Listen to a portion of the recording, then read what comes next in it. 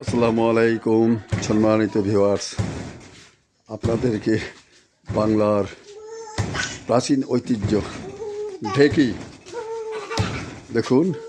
ঢেকির সাইজে কীভাবে চাউলের গুঁড়া করা হচ্ছে। এই ঢেকি আজ থেকে বহুদিন পূর্বে ছিল। এই ঢেকিতে ধান কুটে যে চাল উৎপাদন হতো, সেই চালটা খুবই সুস্বাদু এবং ভিটামিন ছিল। এখন কিন্তু এই ঢেকির প্রচলন নাই। আমাদের বাড়িতে রয়েছে শুধু পিঠা তৈরি করার জন্য, যেমন বিভিন্ন পিঠা, ভাপা পিঠা, গুড়গুড়ি পিঠা, চিতই পিঠা, ননহাস পিঠা, দুধ পিঠা, কলা পিঠা, আরও অন্যান্য যত রকম পিঠা তৈরি করার জন্য ঢেকি ব্যবহার করে থাকি।